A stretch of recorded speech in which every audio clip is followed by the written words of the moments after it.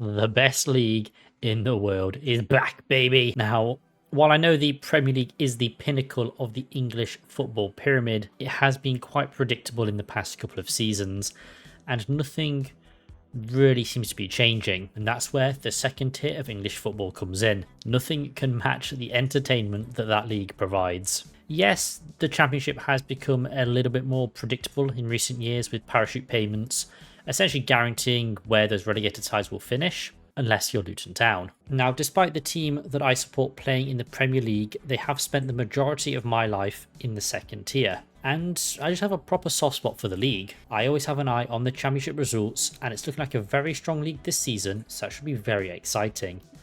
And it also helps that my friend supports Portsmouth, who are also in the Championship currently. So here are my predictions for the upcoming 25-26 Championship season. The window still has a few weeks to rumble on, so all signings are not yet completed, but with the signings completed at this point in time, which is the 6th of August, this is how I think the league will finish. We're going to start from the bottom and work our way up. So the team that I've got in 24th place, and I'm sure this is to nobody's surprise, Sheffield Wednesday. Sheffield Wednesday are in a very sorry state at the moment, with their owner refusing to sell for anything less than 100 million. Players and staff are either getting paid late or just not paid at all. It's quite a shame to see. Many players are tearing up their contracts, and it's just not looking good for the club. It's a real shame to see, as I quite like Wednesday and I hope that something can be done to save them. I've heard that Texter may be interested in purchasing the club, but I have no idea how true that is. I don't know any information behind those rumours, so I guess we'll just have to wait and see. But in terms of the squad, they've lost Danny Roll. He was their manager, a big part in why they stayed up with the squad that they had, because it really wasn't good. And they've hired a manager with some racism allegations behind him. So, that's good. They're also probably going to get a points deduction because of the payment situation, which just makes things even worse for them. And they don't really have many players. They got Barry Bannon, that's about it. It's really not looking good for Sheffield Wednesday. And I think as a result, they're going to finish rock bottom. I don't think they'll do much, if anything, to be honest. A win would be an achievement in this state. And then in 23rd place, I've got Hull City. Now this is another team that have a very interesting owner, although this one is arguably better than Hull's previous owner, but nowhere near as bad as Chansiri with Wednesday.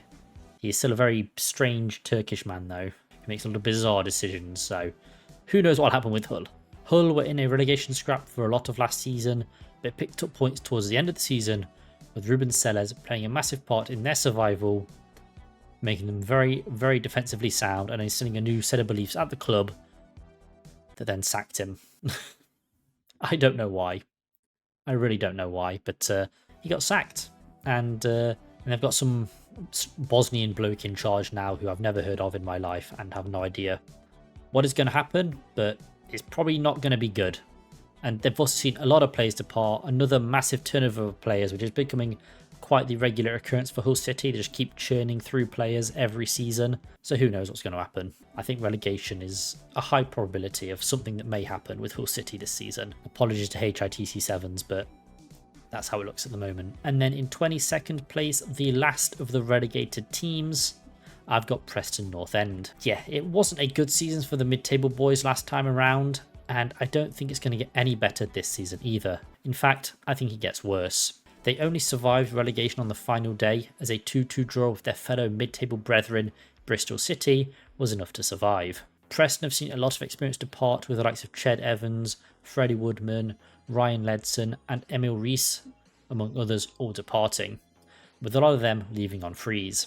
They've done some decent business, with the likes of Iverson, Thierry Small, Valentin and Smith all joining on frees, with Afia arriving for a fee from Brighton and Jebison arriving on loan from Bournemouth, but he can still be pretty hit or miss, so who knows what he'll do either. It's decent business. Thierry Small's a pretty good player, good addition to the team, but I don't think they have enough to survive personally. It's not looking good, and a lot of experience is left as well, which is always going to harm the team, so I think Preston may be the ones going down here. But it's been very hard to call. Very, very hard to call. And in 21st place, the team I've got just staying up is Watford. I think Watford will just about survive. I thought Cleverley was a good manager and that some stability would be very, very good for Watford, as they love to churn through managers like it's going out of fashion. But the end of the season poorly. They lost 4 of the last 5 and drew that other one. So it's really not been a good showing. And I think they'll slide down the league because of it. Some bloke called Pezzolano was brought in as a promotion specialist, but I can't see that happening for Watford this season. They've done some decent business with Kyprianou joining from Peterborough and the signing of Aaron Kunda from Bayern being the standout business they've done, but I don't think it's enough for them to challenge for the playoffs and get promoted. They'll definitely survive. Well, I'm not sure definitely survive. They may survive. They just need their Georgian in Chakvedzi. Probably butchered the name, but if he can stay fit, he'll be another very important part for them as he was last season. But he's been out for quite a while, missed pretty much the entirety of pre-season, so who knows what the statement is with his fitness. But if he's fit, he'll be good for them once again. I think they've got just enough to stay up, but it could honestly be a toss-up between them and Preston, because they're both not looking too good at the moment. But only time will tell. And then in 20th place, joining Watford in a relegation scrap, is Blackburn Rovers. The big issue with Blackburn, as for most teams around this area, is the owners. Blackburn finished in 7th last season, just 2 points adrift of the playoffs, but a lot of that was down to Eustace, who left partway through the season to join a Derby side that was in the bottom 3 at the time. Now, while Eustace does have a connection to Derby, it's thought that a lot of the reasons behind that departure was because Derby would actually back him in the transfer window, whereas the owners of Blackburn would not and have not. The owners just aren't providing the money that's needed to effectively compete and push for promotion. I do think that Ishmael is a very solid manager, but there's only so much that can be done without any backing. Their big summer addition is Sidney Tavares from the Portuguese league, and a couple of blokes from Belgium as well. Costello, Dolan, Weimann, Bath, Markande and Britain have all departed, mostly on frees. I do see them slipping down the table this season, as the league is just so much stronger now than it was last season. But they do have Yuri Ribeiro, so I'm sure they'll be fine. Do you want to sign Dennis on a permanent, lads? You can have him. We don't want him. Please take him. And in 19th place, another team that's going to be around a relegation scrap, I've got Oxford United. They may be one of the smallest teams in this division, but I do think they survive once again. Ultimately, the size of the club doesn't really mean much, as it's the business you do, the players and the managers that you've got at your disposal, which will determine how you do. I mean, look at Bournemouth, for example. They're chilling in the Prem, safe as houses, with a brilliant manager and a brilliant squad. And they're one of the smallest teams in that division, so it really doesn't matter in the grand scheme of things. Gary Rowett is a good manager, proven by his time over the years at Millwall. Yeah, he had a little stint at Birmingham City, but I'm just going to ignore that because that team was in turmoil then. They've let a couple of players go, with the likes of Ruben Rodriguez and El Mizuni being the biggest, I guess you could say, departures. They weren't really major players for Oxford last season, but they still played their parts here and there. But what's more important, and what's most important for a side like Oxford, is they've kept hold of their best players, their most important players.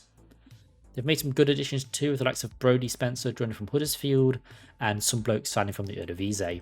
Must be good if he's from the Dutch leagues, right? I don't know. The loan signings of Lancashire from Spurs and Harris from Fulham are some solid additions that will really, take this squad up a little notch. I think they'll be fine. Maybe scrapping relegation, but ultimately I see them surviving. And then in 18th place, I've got Charlton. This is the first of the newly promoted sides here, and I've got Charlton finishing in 18th. So yes, as you can see, I believe that all 3 newly promoted sides will survive, and surviving again as they did last season. Take notes, Premier League. We've already mentioned the loss of Thierry Small, but Charlton have been doing some really good business this window, with the likes of Burke, Bell and Kaminsky all coming in from Luton, which is some good additions.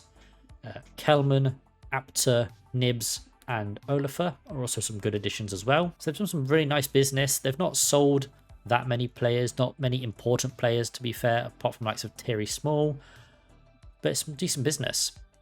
And as you'd expect from Nathan Jones' side, Charlton were really solid at the back last season, but they did lack a little bit going forward. So these signings should hopefully remedy that somewhat. I think Charlton will once again be solid at the back, If they can get their attack firing as well, they're going to be more than fine in this league. And I do see them staying up. And then in 17th place, I've got Stoke. I think Stoke will be fine. Mark Robbins is a good manager, which is already half of the battle. He did some great work at Coventry, and if you let him build his project, it will come good, as we saw with Coventry. They've done some decent business in the window too, with Aaron Creswell being a really good signing on a free, and that Televorov also looks good from Plymouth. Mubamba has joined on loan from Man City, but is very inexperienced at this level, so it's his first time really having a good run out in senior football, but he could come good. He is a City Academy player after all. Subba Thomas is also decent, joining from Huddersfield, so hopefully he can kick into gear and get some good performances under his belt. But unfortunately for the Potters, they have lost Berger, who is arguably their best player, alongside a lot of squad players that could have given them some good depth going forward. Not in the forward lines, but just going forward in the season. But, this is where Stoke would normally finish anyway, and I reckon that once again, they'll be around this area. It's the Stoke zone, I've taken to calling it. So 17th, sounds about right. And then in 16th place, I've got Middlesbrough. This may be quite the shocking prediction to some, but I think Middlesbrough are going to fall off quite a bit. They finished 10th last season, just 4 points off the playoffs, and as such saw Carrick sacked at the end of the season. It does make sense, he had a really good squad at his disposal, but just still couldn't break into the playoffs.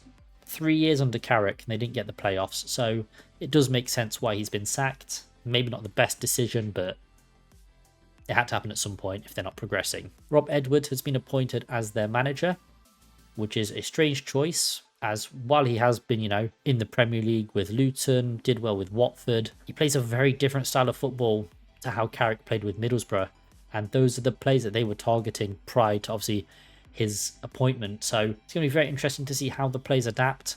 I'm not sure they've got the squad needed to adapt to this new style of play, very different style of play, but of course only time will tell. They've signed Alfie Jones from Hull and Callum Britton from Blackburn, alongside some bloke called Kante from Troyes. So maybe he'll come good. Maybe he'll be the same Kante that we've seen before. Something telling me that's not going to happen. Coburn has joined Millwall for a decent fee. Wasn't really getting much game time at Middlesbrough, so getting a decent fee for him is pretty good going. But the real damage is the loanees that they've lost from last season. Like Ben Doak, Illing Jr., Iheanacho and Ryan Giles have all returned to their parent clubs, and none of them look like returning anytime soon. The team has quality, don't get me wrong, but without those loanees and with a whole new style of football to play, I don't think it's going to go too well for Middlesbrough. And at the moment, I don't think the side is suited to Rob Edwards' ball, but only time will tell. And in 15th place, I've got Queen's Park Rangers. I've got QPR staying where they finished last season. Cifuentes, their manager from last season, is a big loss as he's joined Leicester, with Julian Stefan taking the helm. They've done some solid business in the window, signing Poku and Mbengu on frees. They've also made Dembele a permanent signing as well after he was on loan last season. But they have lost the likes of Kelman to Charlton, with Morgan Fox and Jack Colback also departing, among other players as well. All in all though, they've done some very solid business, but with a new manager who has no EFL experience and the league being stronger this season, it's not looking too good. I can't see them progressing from where they were last season, but hey, 15th place is safety, and really, that's all you want. Obviously, promotion to the Premier League is the ultimate goal, but safety is very important as well. And in 14th place, I've got Derby County. Yes, I do have Derby going up quite a few spots from the 19th place to finish last season, but unfortunately, I think they've earned it. They've got a good manager in John Eustace. He had Blackburn in and around the top 6, as he did with Birmingham, and when he left, both sides collapsed.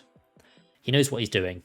I think that's fair to say. Derby have made some good additions in this window as well, bringing in the likes of Brewster, Vyman and Bath, all on frees, and signing the likes of Aubameyang and Morris from Charlton and Luton respectively. Beck and Ozo are back on loan as well, which is some good business. However, Mendes Lang, Sonny Bradley and Barkhausen have all departed, alongside many other players who weren't cutting it in the Championship. It makes sense why they're doing that, because they're on some pretty good money.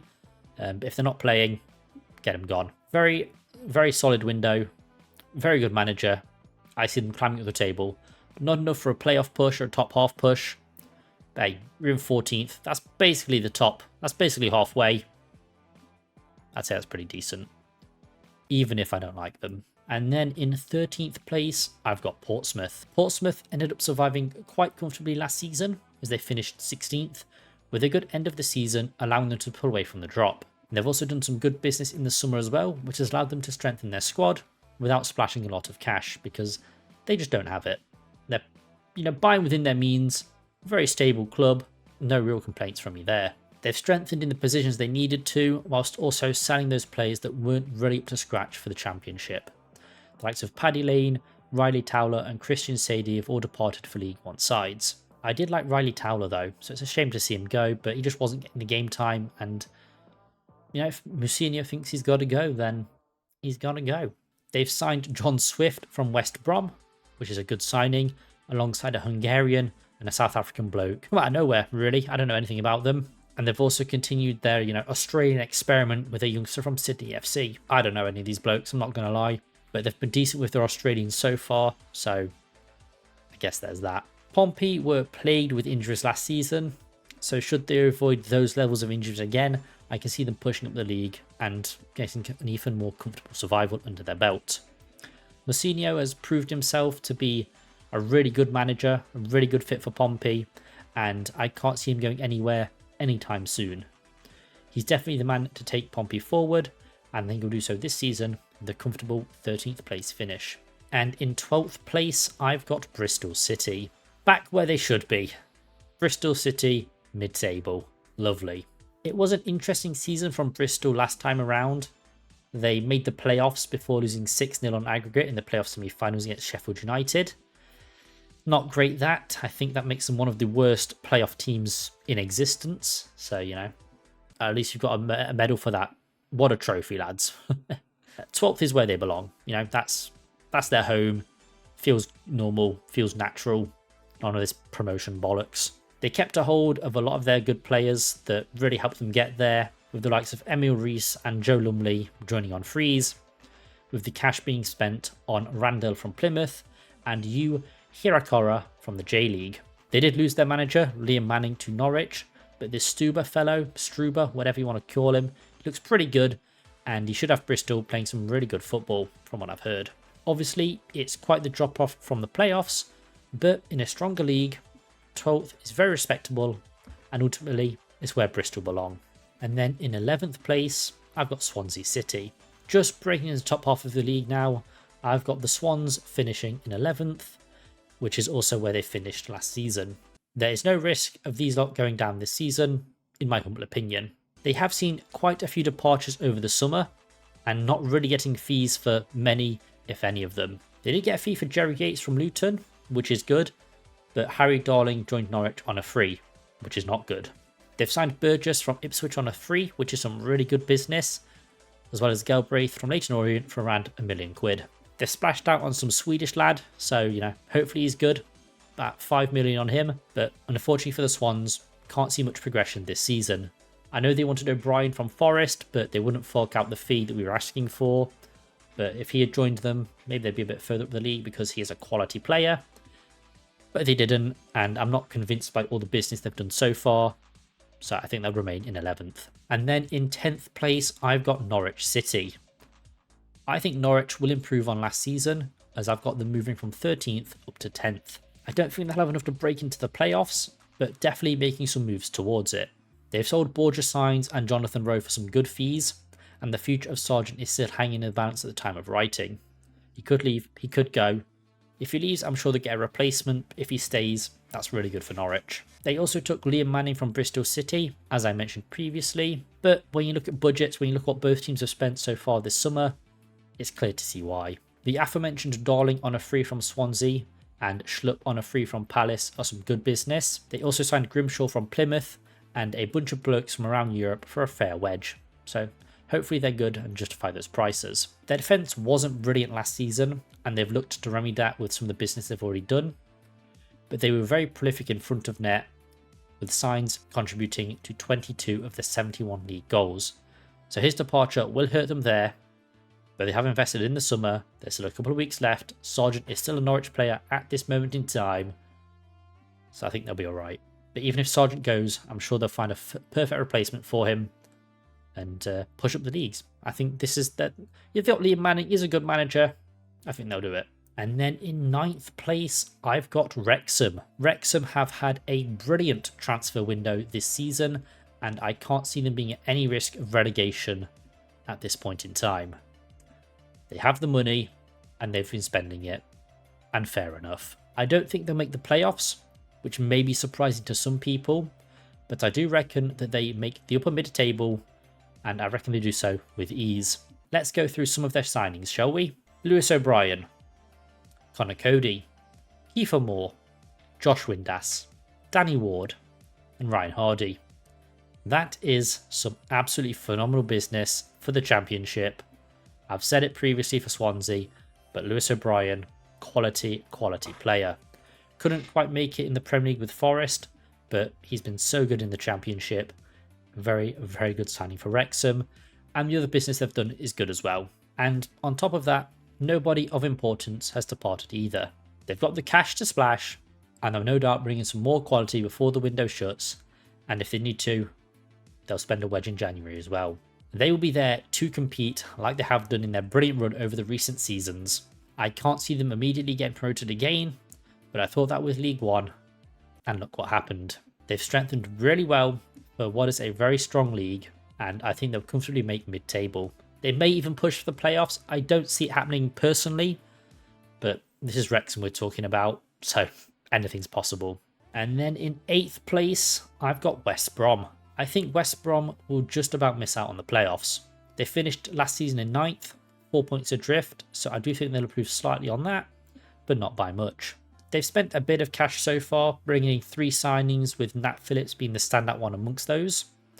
They have seen John Swift and Sami Ajay depart, and it's also Ryan Mason's first time as manager, only holding the interim role for Spurs on 2 separate occasions. He's well regarded though, and I think he will do well in his first head coach role with a club that isn't Spurs. Now, this is obviously helped by the quality that West Brom have in their team. However, they do look a little bit thin on the ground at the moment, and that may cost them coming into the business end of the season. Plus, Mason, whilst being well regarded, is very inexperienced at this level, and that could be detrimental to the team in what is such a strong league. I think they'll be okay. I do back Mason as a manager, and the squad he has at his disposal is good, but I think they just missed out on the playoffs. And joining West Brom in just missing out of the playoffs, I've got Leicester City in 7th. Now, this might be very surprising, but you need to consider the fact that Leicester could be hit with a points deduction, and it's been reported by Sky that could be a 9-point deduction, which is a lot. And up and around the playoffs, very, very tight. 9 points could be the difference between getting the playoffs and not getting the playoffs. And I think that'll be the case here. As mentioned, Cifuentes is a good manager. He did well with QPR, but he's with Leicester now. Much bigger team with a much better side, but they've done no business. They've only signed Begovic on a free. Cody, Iverson, Ward and Vardy have all departed, with Buonanotte also rejoining Brighton after his loan last season. The core of their squad is good, don't get me wrong. It's much of the same side that got them promoted in the first place, but I think they're just going to miss out because of the looming points deduction and just how strong the Championship is in this upcoming season. They need to bring in a few more players to really strengthen the squad to, cement a promotion push. But those 9 points, man, could be huge come end of the season. That could be the difference maker, and personally, I think it will be. And in 6th place, our first playoff team is Millwall. This is the season, lads. This is the season they do it. Now, there may be a little bit of bias from me because I just like Millwall. That's really it. But there is some logic behind this. I do think they make the playoffs this season. They finished 8th last season, which is just 2 points off the playoffs. I think there was a point they could have just made it in on the last day. I can't quite remember, but they're up around it anyway. They have lost Fleming to Burnley, who was very good for them, but he wasn't even with them last season. They're just finally getting the money from him after Burnley made it a permanent. Honeyman, Saville, Watmore and Hutchinson have all departed. Quite a bit of experience within those players, but they were in the fringe of the squad at some point, so you got to do what you got to do. They've signed Coburn from Middlesbrough after his loan last season. He worked really well with Ivanovic, so it just makes sense to bring him back. Luongo and Doughty are also some good signings from Ipswich and Luton respectively. Alex Neil is also a good manager, and he can get the best out of this squad, as we saw last season. But the best bit of business is keeping hold of Ivanovic. He scored 12 goals last season and has been extremely important for Millwall and how they want to progress. He is a very good player. I think he's going to go up another level this season, and if Millwall want to push for the playoffs, he'll need to deliver, and I have faith that he will. They also still hold Tanganga. He's still at the club despite the release clause that's hanging over him.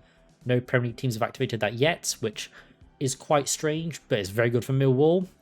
And if he's there by the end of the window, this looks like a very good season for Millwall. I'm backing them to make it this season.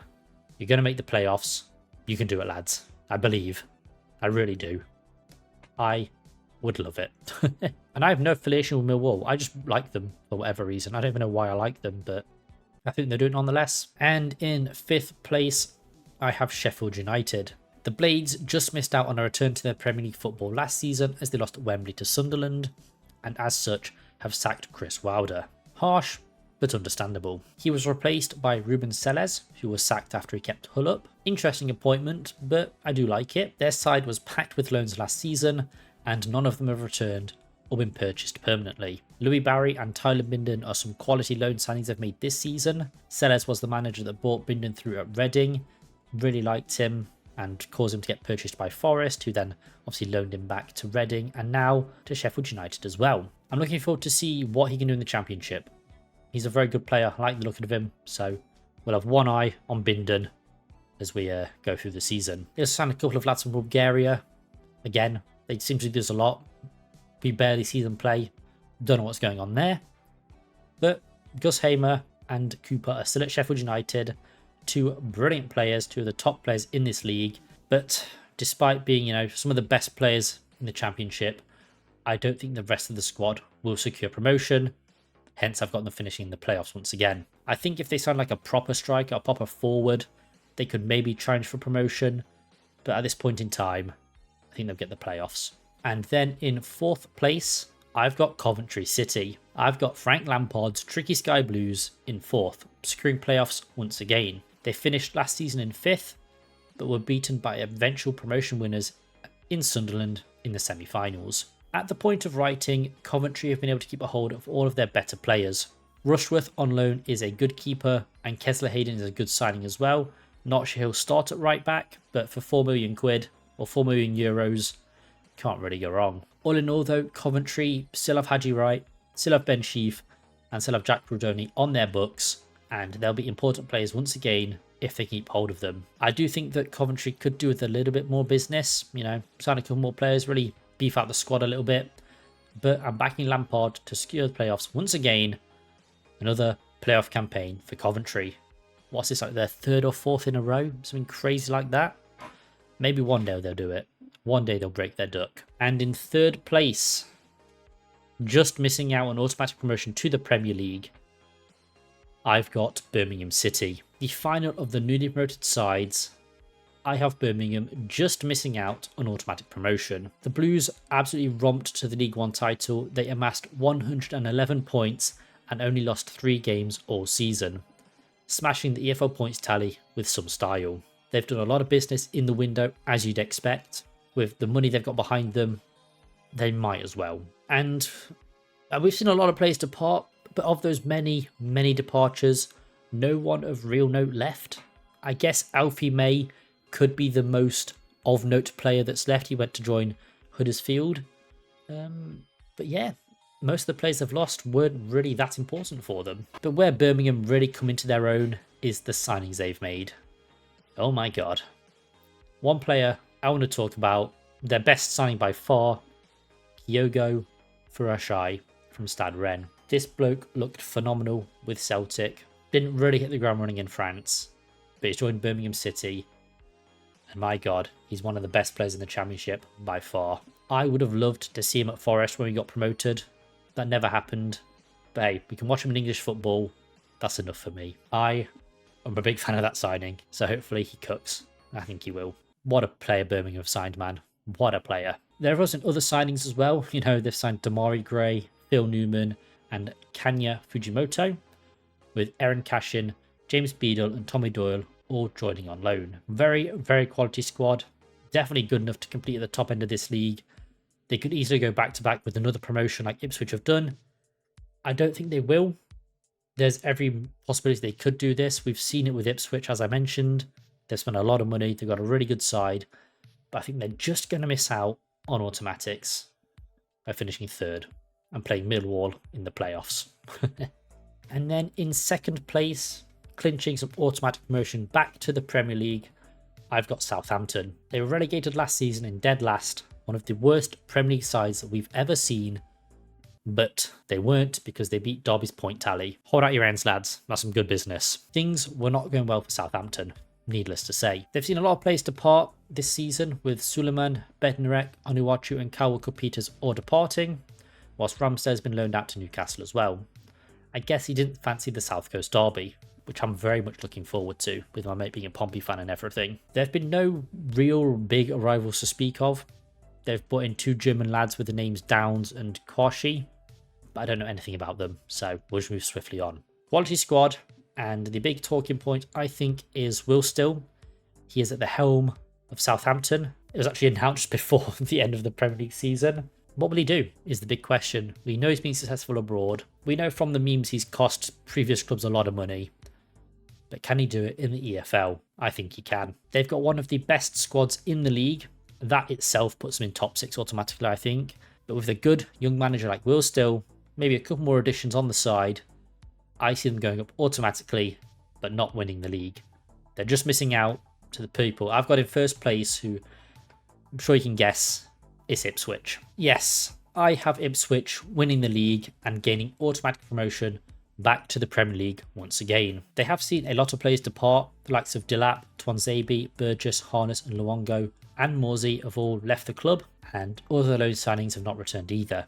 So not looking too good on that front, and they've not really been too active in the window either, but they've signed the likes of Matiswawa, Ashley Young and Kip Wright on loan. All represent some good additions to the side, some good business. Also, Kieran McKenna is still at the helm, and they still have a very, very strong side coming into this season, and they've got money available to spend as well. I do think Ipswich will win the league again, and they'll gain themselves another automatic promotion to the Premier League. There's still time to do business, and I think Ipswich do need to do business, and I'm sure they will. But even from where I'm standing now, on the 6th of August, I see Ipswich getting automatic promotion back to the Premier League. So yeah, that has been my attempt at predicting how I think the 25-26 EFL Championship will finish come end of the season. Obviously, I support a Premier League side, so my focus is on the Premier League, but I do keep up with the Championship. As I said, I've got a soft spot for the league, so hopefully these predictions come true, unless you're a Wednesday, Hull City, or Preston North End fan, in which case I can only apologise. But yeah, how do you think I've done? Do you agree with my predictions? Do you have other teams going up and getting relegated? Let me know down in the comments. Like and subscribe as well, it always helps me out. And I'll see you guys in the next one. Peace.